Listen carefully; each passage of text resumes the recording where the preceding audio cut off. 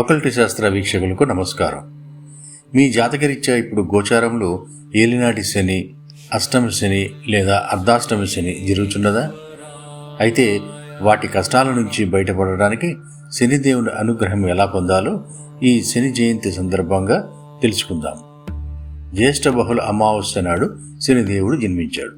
సూర్యపుత్రుడైన శనీశ్వరుడు మనం చేసే కర్మలకు ప్రతిఫలాన్ని ఇచ్చే న్యాయాధికారి.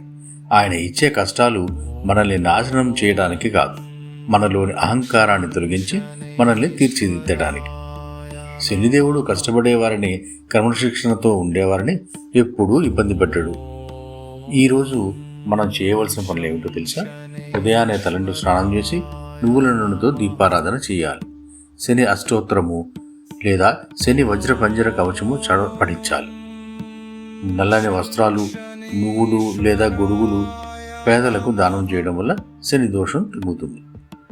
ఈ శని జయంతి నాడు హనుమాన్ చాలీసా పఠించడం వలన విశేష ఫలితం ఉంటుంది. ఎందుకంటే హనుమంతుడి భక్తులను శనిదేవుడు ఎప్పుడూ రక్షిస్తానని మాట ఇచ్చాడు.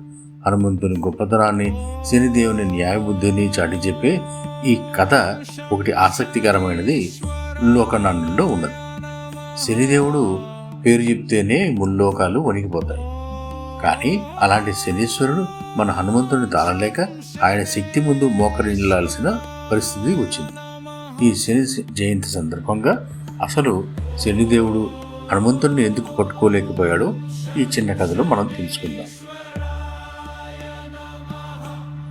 ఒకరోజు ఆంజనేయ స్వామి రామనామ జపంలో లీనమై ఉండగా శనిదేవుడు ఆయన ముందుకు వచ్చాడు.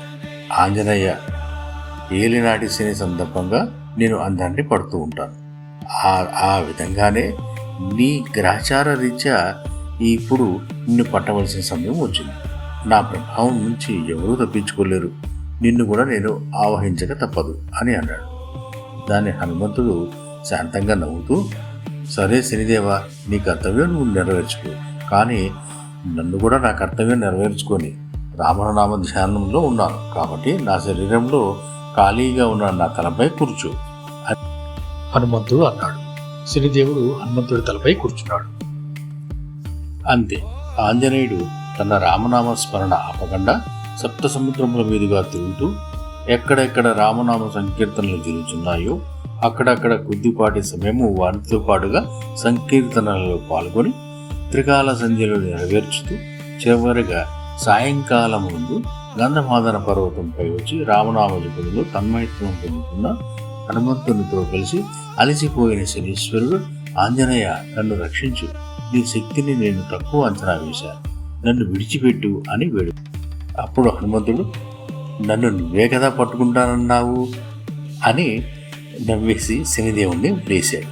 కృతజ్ఞతగా శనిదేవుడు ఆంజనేయునికి ఒక వరం ఇచ్చాడు. హనుమ, ఎవరైతే నిన్ను భక్తితో పూజిస్తారో, ఎవరి హృదయంలో అయితే రామనామం ఉంటుందో వారిని నా ఏలినాటి శని కాలంలో కూడా నేను ఎలాంటి కష్టాలు పెట్టను. నీ భక్తుల జోలికి నేను అసలు రాను అని మాట ఇచ్చాడు. చూశారుగా, అందుకే శని దోషాలు ఉన్నవారు హనుమంతుడిని పూజిస్తే తక్షణ ఉపశమనం కలుగుతుంది. ఈ శని జయంతి నాడు మీరందరూ హనుమాన్ చాలీసా పఠించి ఆంజనేయుని, శనిదేవుని అనుగ్రహం పొందాలని కోరుకుంటున్నాం. కామెంట్లలో తప్పకుండా రాయండి. జై శ్రీరామ్, జై హనుమాన్. మరిన్ని భక్తి విశేషాల కోసం మన ఛానల్ని సబ్స్క్రైబ్ చేసుకోండి. ధన్యవాదాలు. అలాగే ఈ శని జయంతి నాడు ఈ 4 పనులు తప్పకుండా చేయండి. నువ్వుల నూనెతో దీపం వెలిగించడం, నల్లని వస్తువులు దానం చేయడం, హనుమాన్ చాలీసా పఠించడం, పక్షులు మరియు జంతువులకు ఆహారం పెట్టడం. జై శ్రీరామ్.